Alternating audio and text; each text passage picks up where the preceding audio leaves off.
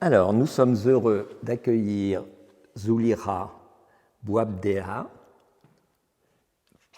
qui contribue dans le cadre de Présence africaine à notre accrochage auquel nous participons depuis 3 ans.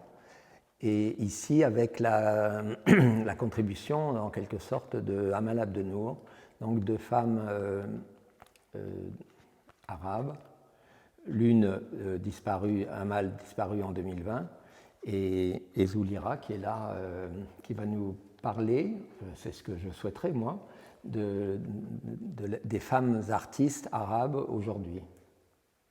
Zulira, tu es née en 1977, tu as un parcours vraiment un peu plus particulier, tu es franco-algérienne d'origine, tu as fait tes études en France, à Évry. Non, à Cergy. À Cergy.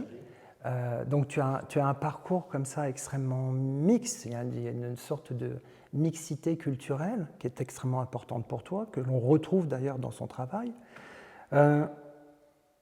J'aimerais bien commencer par une première question justement par rapport à la femme artiste, qu'elle soit arabe ou pas, de toute façon la situation, le propos n'est même pas là. C'est quel est ce besoin, cette volonté de représenter son corps, la volonté de se rapproprier un corps ou au contraire de s'identifier à ce corps?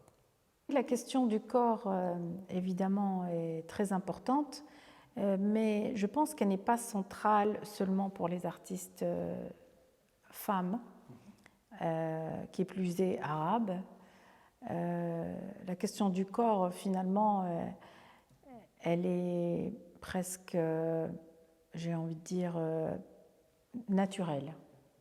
Depuis les débuts des traces qu'on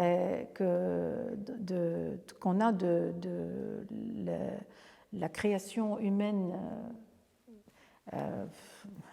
depuis la main sur les parois, donc le corps, oui, c'est important. Alors moi, je vais essayer de vous dire pourquoi cette question est importante pour moi, pourquoi la question du corps est importante pour moi. Parce que,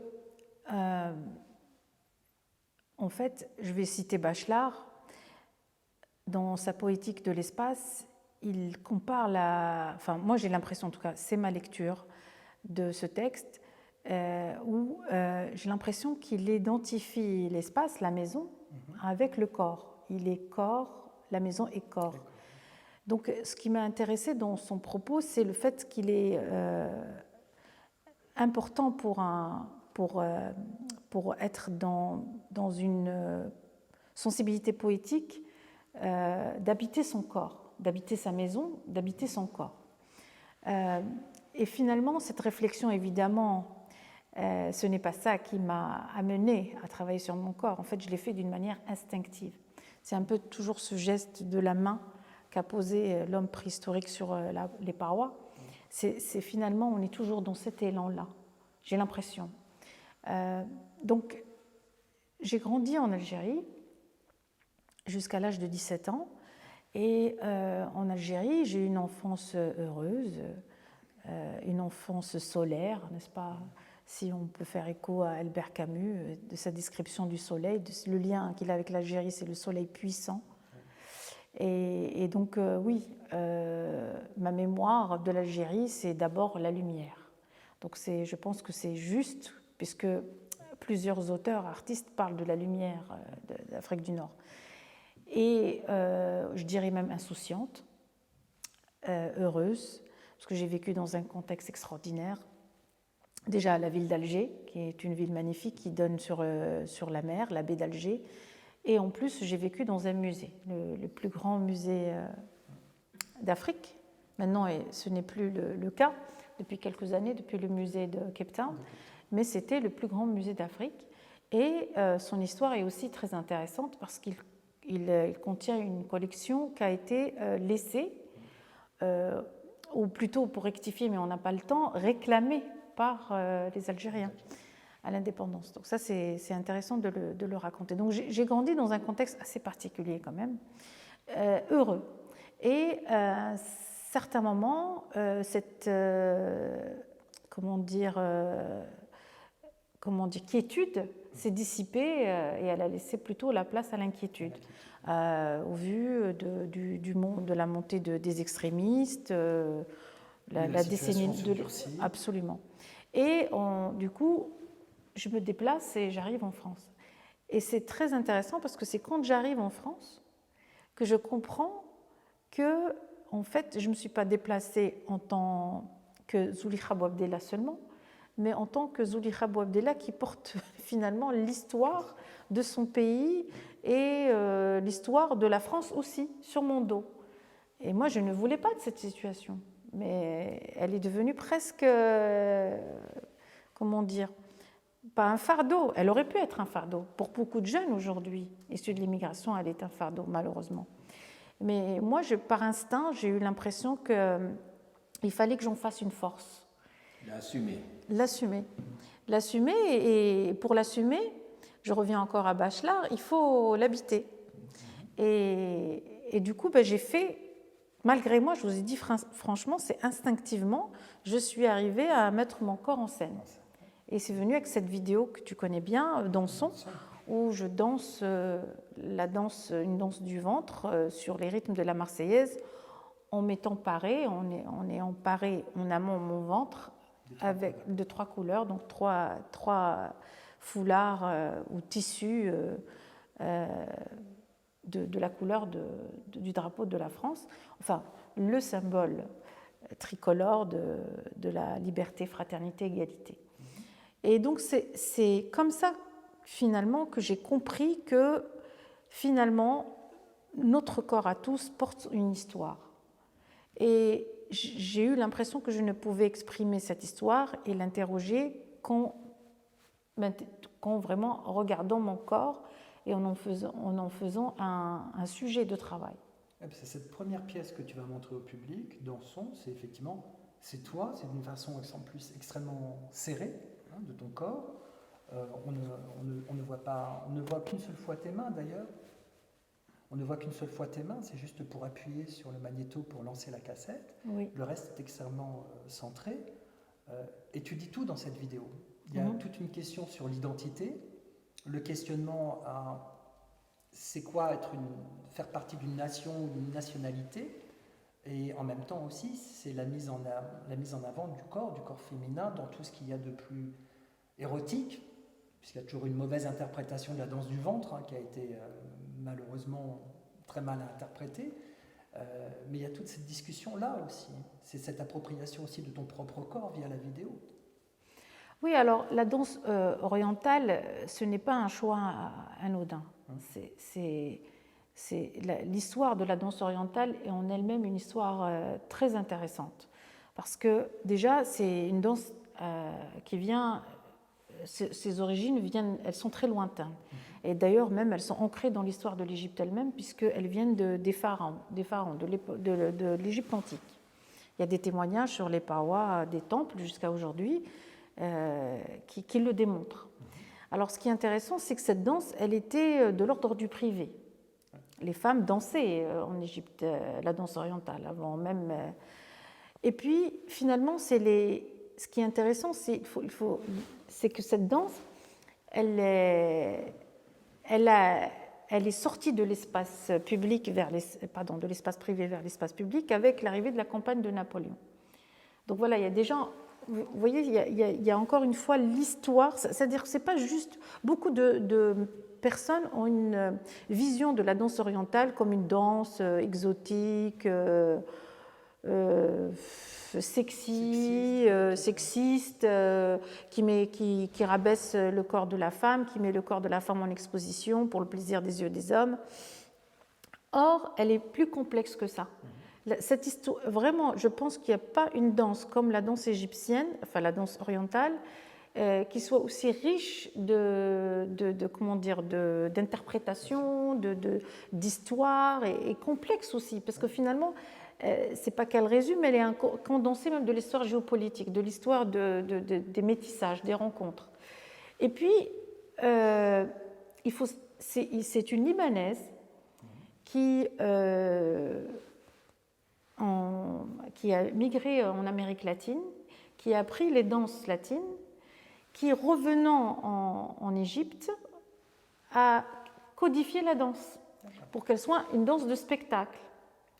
Et ensuite, elle a rendu cette danse, elle a voulu qu'elle soit une danse comme celle qu'on danse dans les salons parisiens, dans la normée, quoi. Voilà. Et du coup, voilà encore une fois un mélange entre le théâtre, la façon dont on faisait le théâtre en Occident, et le besoin pour cette femme de vivre, parce que c'était aussi pour qu'elle puisse vivre. Et de là, le cinéma a introduit la danse, et du coup, cette danse, elle est redevenue égyptienne.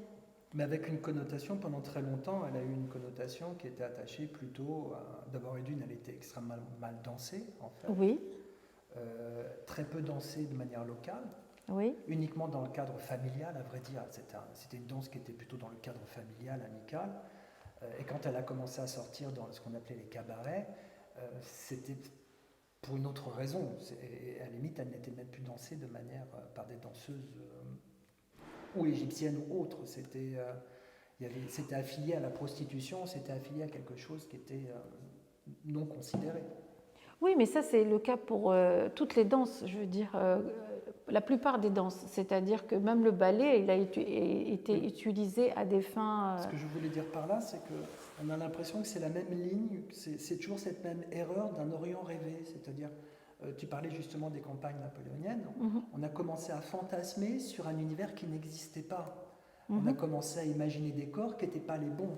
Oui. Si on reprend les demoiselles d'Alger ou autres, les femmes d'Alger dans leur appartement ou autre, de nouveau, là aussi, il y a un mensonge dès le départ. Oui. Et pendant très longtemps aussi, dans l'imagerie populaire de la danse du ventre, on a aussi attaché ça aux mauvaises personnes.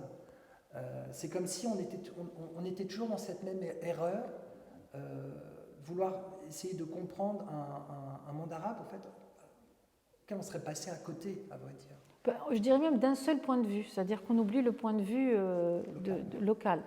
Et d'ailleurs, moi, c'est en admiration devant des danseuses égyptiennes des années 40-50 qui, grâce à la danse, sont sorties de la misère, elles sont devenues indépendantes et elles ont libéré le corps de la femme arabe. C'est les premières... Pour moi, il y avait les artistes,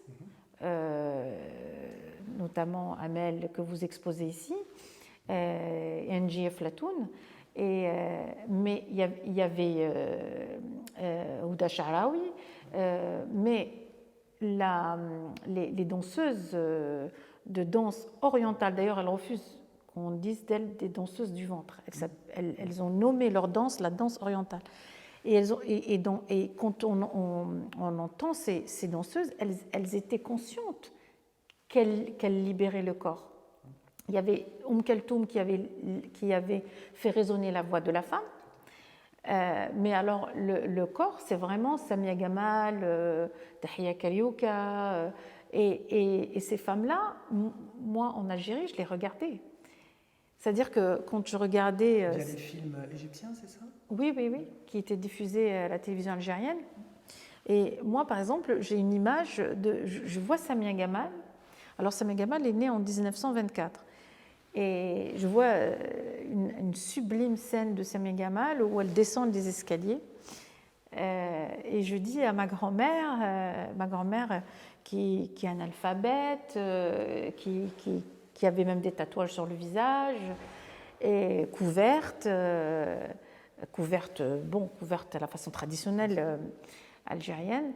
Et je me rappelle qu'on regardait ce film et je dis à ma grand-mère, mais elle est formidable cette femme, d'où elle sort. Elle me dit, c'est une artiste, c'est une danseuse égyptienne. Et puis je lui dis, mais elle existe maintenant? Elle me dit non, elle est morte depuis longtemps. Je crois qu'elle est née en même temps que moi.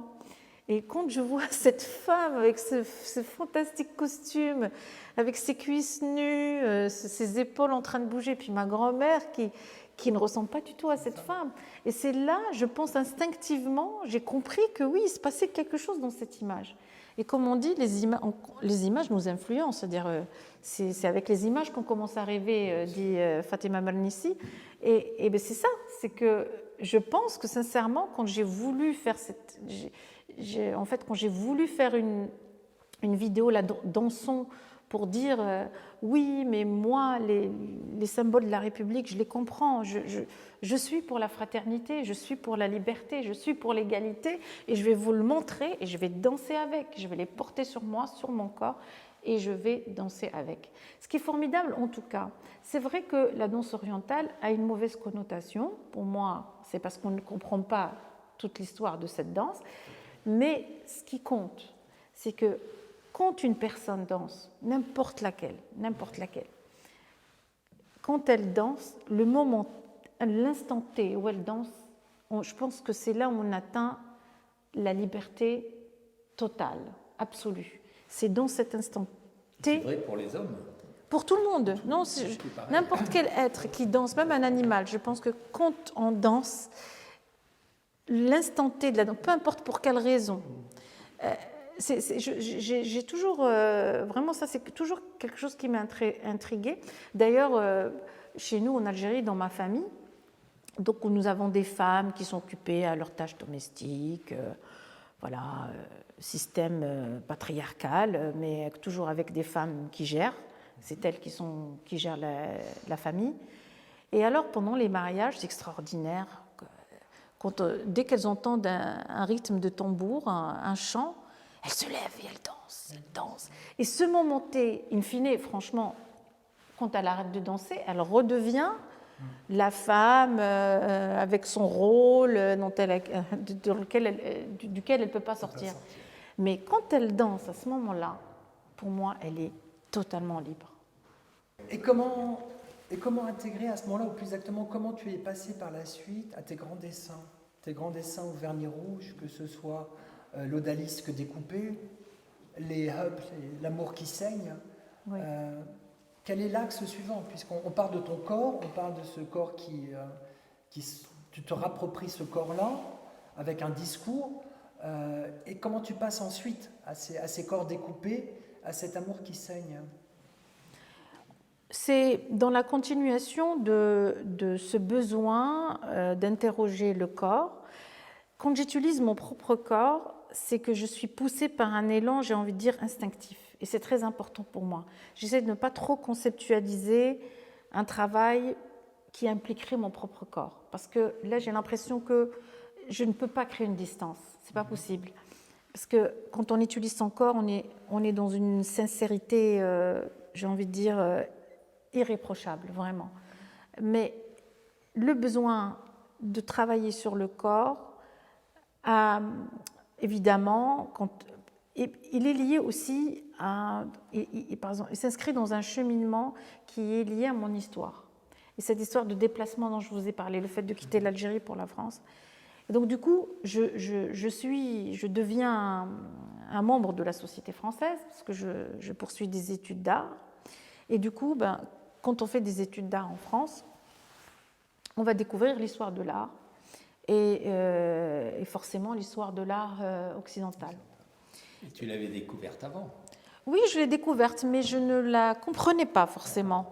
Pour moi, elle ne m'appartenait pas.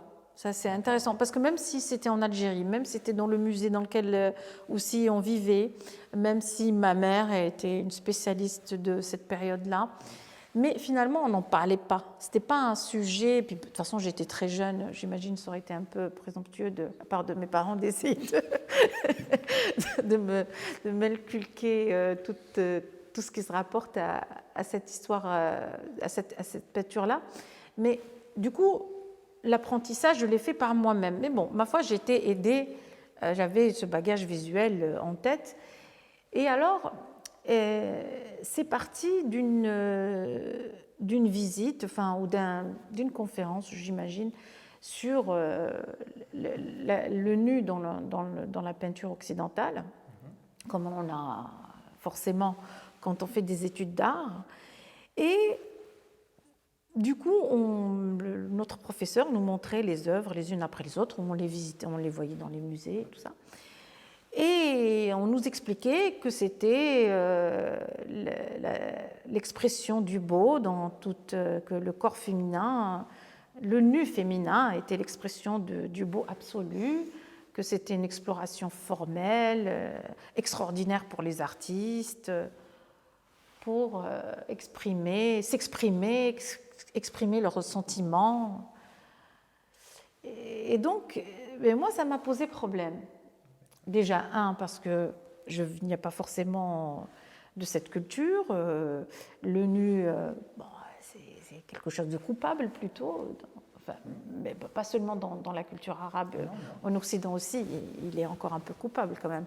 Et donc je me suis dit, mais c'est pas possible de recevoir cet enseignement de cette manière-là. Je l'ai tout de suite remis en cause, vraiment. Et ça, c'est même avant de découvrir tous les théoriciens qui ont travaillé sur ce sujet. Parce que finalement, c'est bien que je l'ai découvert par moi-même, mais évidemment, j'avais compris que mon raisonnement n'était pas tout à fait erroné, je ne prenais pas forcément un mauvais chemin, ou je n'interprétais pas forcément mal, parce qu'il y a des théoriciens qui ont déjà parlé de ça. Puis même, il y a les artistes... Et puis là, je découvre les artistes féministes des années 70 qui ont déjà remis en cause ce qu'on appelle le regard masculin, le patriarcat et la domination masculine, voilà, sur le corps. Et donc, du coup, je me suis dit, comment je vais pouvoir décortiquer ça? Et alors, je lisais un texte sur comment Dürer a proposé dans l'histoire de l'art le fait au lieu de traiter le corps féminin d'un seul tenant, de prendre un morceau d'un corps là, un morceau d'un corps là, pour créer le corps idéal. Enfin, c'était son propos, enfin, c'était sa proposition. Et j'ai trouvé ça très drôle. Je dis, tiens, on va le prendre au mot. Puis c'est comme ça que j'ai commencé à découper les odalisques en morceaux. Et puis le vernis, parce que franchement, c'est la matière la plus, la plus artificielle qui soit. C'est-à-dire par rapport à la beauté, c'est-à-dire en mettant ce vernis à ongles, a priori, on atteindrait un summum de la beauté, n'est-ce pas? Et donc, voilà, c'est ironique par rapport à... Et puis, quand on s'intéresse à l'histoire du vernis à ongles, parce que, je suis de nature curieuse, je suis allée jusque-là, c'est vraiment les bourgeois, c'était pour que les bourgeois se démarquent des autres femmes, parce que le vernis, ça veut dire qu'elles ne font pas grand-chose. Ça a été inventé quand? Je ne sais pas, je crois que c'est avec l'industrie, enfin la révolution industrielle. Ça doit être après le XXe siècle, à partir des années 1920. Oui, quelque chose comme ça. Oui, même avant, même, je crois. Même un peu avant, oui. Mais dans les cultures, dans les sociétés nord-africaines, par exemple, il y avait le vernis, le henné. Le henné, oui. Au Soudan aussi, oui, qui est porté Quand même très... le henné sur les mains. Oui. Mais le henné, c'est un vernis? Non, c'est pas un vernis. Oui, mais c'est une manière de maquiller une aussi. décoration. Oui. Les femmes égyptiennes se maquillaient. oui. On a retrouvé... Et le crâne aussi. Oui. Mais en tout cas, le henné n'empêche pas de travailler. En fait, l'idée du vernis, ce que j'ai trouvé intéressant, c'est que le vernis... T'empêchait d'avoir un travail manuel. Voilà. Donc c'était femmes bourgeoises, elles n'étaient pas dans le manuel. Donc c'était des femmes distinguées. Voilà. C'est ça que ça voulait dire. C'était une distinction de classe sociale. Ce qui n'est pas très vrai, parce que en fait, toutes ces dames, comme ma mère, avaient du vernis, mais elles faisaient de la lessive, elles faisaient la cuisine. Oui. Elles faisaient tout, en fait. Ça n'a jamais empêché maman. Mais il n'y avait pas de serviteurs à la maison alors? Si, il y avait de temps en temps une cuisinière, mais la lessive, c'était... Et puis, enfin, tout... Tout, oui. Ma grand-mère aussi, elle mettait du vernis tous les jours presque. Voilà. Parce que ça prend du temps. C'est une forme d'élégance. Oui, Voilà. Une coquetterie. Une coquetterie, oui. Mais toi, tu t'es attaché quand même au vernis à ongles. Oui, mais comme vraiment comme objet, comme produit de notre société de consommation. Moi, j'avais trouvé aussi que du coup, le fait d'utiliser le vernis faisait que ça ressemblait aussi quand même beaucoup au sang. Ah oui, Parce que absolument. comme c'est extrêmement épais, quand il va dégouliner, il va avoir une matière, une texture oui, qui va être très forte. Oui, mais mais du coup, il devient un sang propre. Oui, J'aime tout à bien fait. cette idée de sang propre. Il se Oui. fige. Et la même couleur, il ne va pas Voilà, noircir. mais il va rester beau. Tout à fait. C'est un peu. Bon, c'est ironique hein, sur. Je vous laisse imaginer à quelle ironie. Non, c'est aussi évidemment une réponse un peu à cette histoire de l'art enseignée d'une façon, comment dire, figée, 18e. Et du coup, presque, elle est insensible au sort de ces personnages féminins qui sont dans les tableaux. Mais je tiens à dire que aussi, j'aime beaucoup cette peinture. Attention, je suis vraiment une amatrice de peinture 18e, évidemment la Renaissance, qui a aussi malmené le corps féminin un peu au désirata des artistes qui avaient quand même des émotions très fortes. Mais j'aime beaucoup regarder cette peinture, justement. Et c'est parce que je n'ai pas envie qu'on arrête de la regarder. Et par exemple, bon, à l'aune de ce qui se passe récemment, vous avez vu les événements de ce tag sur l'origine du monde. Oui. C'est-à-dire que cette violence, pour moi, elle n'est pas forcément pédagogique. C'est-à-dire que je pense que, sincèrement, je peux comprendre hein, la violence qu'il y a derrière ça. Je ne condamne pas, je ne juge pas. Mais sincèrement, j'ai un gros doute sur l'intérêt pédagogique, parce que c'est très l'efficacité. Parce que détruire finalement, est-ce que c'est une solution? Mais vraiment, le plaisir de regarder ces œuvres ne doit pas empêcher le fait de les remettre en cause. Bien sûr.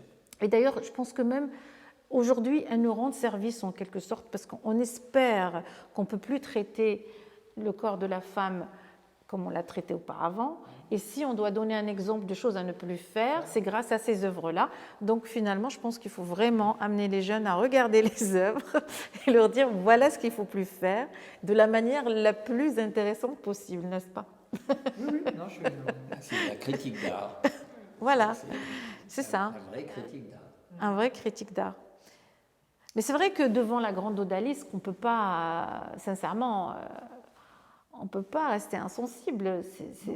Cette courbe, enfin, ce travail sur la courbe, les solutions plastiques qu'il a trouvées là-dedans, on ne peut pas rester insensible à ça. Mais on peut aussi dire, c'est l'occasion devant ce tableau de dire que, bon, est-ce qu'une femme figée dans un espace, pour le plaisir de qui voilà, c'est l'occasion de poser ces questions-là. Voilà. Tu t'es aussi intéressé, on va dire, aux Nations arc-en-ciel. Oui.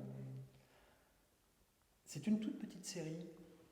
Il y a quoi? Il y a une dizaine de photos, c'est ça? Oui, je crois. Un peu plus. Tu peux nous dire un peu plus parce que c'est la première fois en fait où tu as travaillé sur cette thématique. Rainbow Love. Oui. C'est suite à mon séjour en Afrique du Sud, parce qu'on l'appelle la Rainbow Nation. Oui. Et en fait, j'ai eu l'impression, parce que je suis allée, je crois, 10 ans post-apartheid, et ce que j'ai vécu là-bas était très intense, vraiment. C'était un moment très riche pour moi. Et en fait... alors, c'est très intéressant pour le coup, voilà encore une fois la question du corps qui revient, et on ne peut pas s'en détacher vraiment. Et surtout en Afrique du Sud, ça prend des proportions incroyables, forcément, suite à l'histoire douloureuse de ce pays. Et donc du coup, le fait de mon faciès, de ma couleur de peau, alors j'étais plusieurs identités. Du coup, moi, j'ai vraiment expérimenté la Rainbow Nation, mais dans le bon sens, parce que je suis assez critique quand même sur ça, hein. C'est pas si arc-en-ciel que ça, franchement, on a encore des choses à oui, du progrès à faire. Et alors, du coup, pour les blancs, j'étais blanche. Pour les noirs, j'étais noire. Et pour les métisses, j'étais métisse.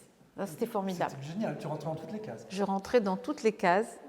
Et vraiment, du coup, j'ai connu, enfin, j'ai eu à rencontrer ces trois types de sociétés. Et alors, et ce que je découvre en même temps, c'est que finalement, ils se côtoient, mais ils ne vivent pas ensemble. C'est vraiment des espaces bien distincts. Bien distincts. Et un vrai communautarisme. Un vrai communautarisme, oui. Et donc, du coup, ces photographies, je ne sais pas si tu les mémorises, ce sont des ombres. Je les placerai à chaque fois. Voilà. Ce sont des ombres sur des murs colorés. Et les murs colorés, c'est le quartier Bocap, qui est le quartier des Malais, la communauté malais, et où chacun, en fait, ils ont une autorisation spéciale pour eux, dans la ville de Cape Town, de colorer leur maison, chacun avec la couleur qu'ils souhaitent. Et donc, du coup, j'ai utilisé cette histoire de murs colorés avec des ombres, avec des silhouettes, avec une ombre. Parce que être une ombre, c'est forcément... on peut l'interpréter comme une négation de soi ou une négation du corps. Mais aussi, c'est le fait d'exister, mais peu importe la couleur que vous avez sur vous. Parce que l'ombre ne projette pas votre couleur. Donc voilà, c'est de là qu'est venue une présence, mais un peu libre, peut-être libre à cet instant T de la photo. Donc je suis un peu à la chasse de ce que la signification de liberté voudrait dire. Aussi. Ah oui, absolument. Oui, bien sûr, l'ombre, forcément, ça fait écho à... C'est l'ombre des Japonais aussi. Oui, des ombres chinoises. Voilà, c'est de là qu'est venu... Est-ce que l'on peut parler d'une pièce qui a été polémique? Oui. Qui se retrouve maintenant dans un musée à Madrid, oui. entre autres. Non, à Barcelone. Pas Madrid, Barcelone. Comment, lorsque cette œuvre a été... Moi, je me souviens de l'exposition en banlieue qui avait été, donc, du coup, arrêtée à cause de cette pièce. Toi, tu l'as vécu comment? Être censuré, c'est très violent. Vraiment, c'est un acte très violent pour un artiste, pour n'importe quel créateur. C'est comme si quelqu'un parle et on lui met la main devant la bouche. C'est très violent. C'est une forme de viol, en fait. Ah oui, complètement. Oui. Et puis, surtout, c'était c'était une censure qui a essayé de se faire passer pour une non-censure. Un peu, ils ont essayé de me faire porter le chapeau. Parce qu'en fait, moi, je n'ai jamais voulu retirer mon œuvre. C'est qu'en fait, il y a encore une fois cette question de sécurité. Vous savez, la sécurité, on l'utilise beaucoup quand on veut censurer les œuvres. Vous savez qu'en ce moment aussi, on interdit des manifestations. Sécurité et fiscalité. Voilà. On interdit des manifestations pour des raisons de sécurité. On interdit des œuvres pour des raisons de sécurité. Et du coup, on m'a mis devant le fait accompli. Et évidemment, c'était quand même une époque post-Charlie. Et le maire, parce qu'en fait, ce que je dis souvent, c'est que la censure, c'est l'effet d'une seule personne. Ça, je pense que dans l'histoire, il y a quand même beaucoup d'exemples. C'est une personne qui décide que non, cette œuvre-là, elle va déranger, c'est pas possible de la montrer. Et du coup, le maire, donc je n'ai pas de problème à le dire, le maire a dit moi, je ne peux pas assurer les agents de sécurité. On est post-Charlie, ça c'est très important.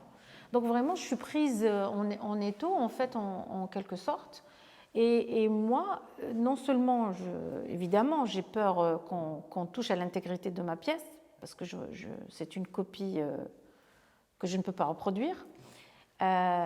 Et puis, j'ai peur pour les agents de sécurité, les personnes qui travaillent dans le... Oui, mettre ça sous ta responsabilité, en fait. Il m'a dit, s'il se passe quelque chose, ça sera de ta responsabilité. Donc, qu'est-ce que vous voulez dire? Je lui dis non, si vous ne pouvez pas assurer la sécurité, évidemment, on ne pourra pas la montrer. Et du coup, ben voilà, j'étais piégée. Moi, c'est tout ce que j'ai dit. J'ai dit, évidemment, si vous ne pouvez pas mettre le nombre d'agents nécessaires, évidemment, ça va être difficile de pouvoir la montrer. Et don't act. Il a dit don't act. Donc, me voilà que je me retrouve dans la situation où pour certains, ça a été interprété comme une autocensure. Or, enfin, je veux dire, quand même, l'autocensure, c'est quand on ne veut pas montrer son travail dès le début. Enfin, je veux dire, quand même, je l'ai prêté. Enfin, bon. Et toi, si tu devais la décrire, cette œuvre, en quelques mots?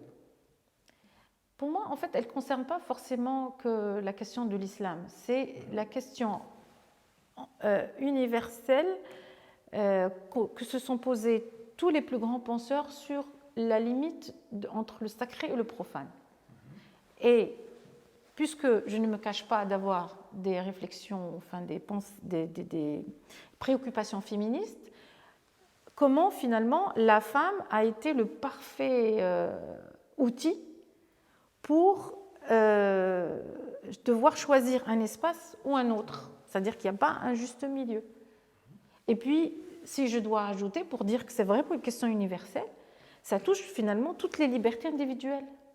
La liberté des femmes d'être des femmes, la liberté des hommes d'être des hommes, la liberté d'être neutre, la liberté d'être hétérosexuel, d'être homosexuel, d'être... comment finalement cette question des religions, pas seulement la religion musulmane.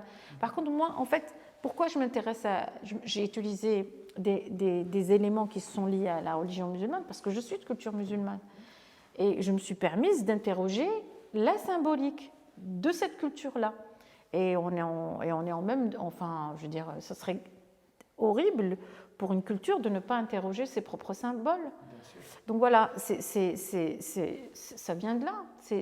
Évidemment, après, je suis pas complètement, comment dire, naïve. Je sais que je touche à quelque chose de sensible, mais c'est le travail de n'importe quel artiste, ou ça devrait être le travail des artistes, que d'amener à réfléchir sur ces questions-là.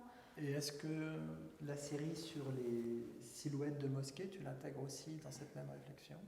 La série des mosquées, j'ai envie de dire, c'est un travail formaliste sur la forme d'une architecture religieuse qui est censée servir une idéologie. D'accord? Et moi, je l'ai dépouillée de cette idéologie-là et j'ai insisté sur l'esthétique de cette architecture pour dire qu'elle est multiple, qu'elle est universelle et qu'il y a des symboles dans cette architecture qui sont beaucoup plus porteurs pour l'universel. Et d'ailleurs, ça me fait plaisir que Mme Meddeb soit là, parce que Abdelwahab Meddeb a beaucoup écrit sur l'architecture universelle et sa portée universelle dans l'architecture arabo-musulmane. Donc voilà, ça, par exemple, c'est des lectures qui forcément sont influencées, qui sont inspirantes, oui, bien sûr. Il y a aussi une autre série là-dessus, qui sont les silhouettes de danseuses. Oui, bah pareil, ça c'est un hommage à Samia Gamal, dont j'ai parlé tout à l'heure, parce que je pense qu'il y a un énorme travail à faire sur l'apport de cette femme pour la libération du corps dans l'histoire dans l'histoire du féminisme arabe. Donc, j'ai dessiné sa silhouette comme symbole de liberté des formes, quoi. C'est ce qu'elle fait avec son corps.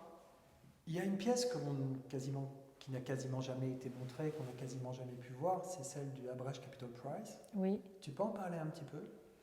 Ah oui, ça c'est un parterre de miroirs et un plafond avec la constellation du Poisson, avec des LED. Et en fait, quand vous marchez, c'est vraiment une pièce où le spectateur doit rentrer dedans, doit expérimenter. Oui, interactive, voilà. Donc du coup, quand vous rentrez, vous avez la voûte la constellation du Poisson qui se reflète sous vos pieds. En fait, c'est un peu une invitation à faire un voyage. Et pourquoi la constellation du Poisson? Alors, je ne sais plus pourquoi. Ça fait tellement longtemps. Je l'ai faite en longtemps, 2000. Ça fait longtemps. Quelle année 2008, je crois. Non, 2008, c'était la première édition. 2009, je crois. 2009 ou 2010. Ah non, 2009. non, c'est parce que c'était c'était parce que c'était le. On est passé du Poisson au Verseau, c'est pas Ah, Non, non, c'était- l'abandon c'est pas de- du Non, non, c'était le poisson parce que Du c'était zodiaque du l'exposition était au moment du poisson. D'accord. Voilà.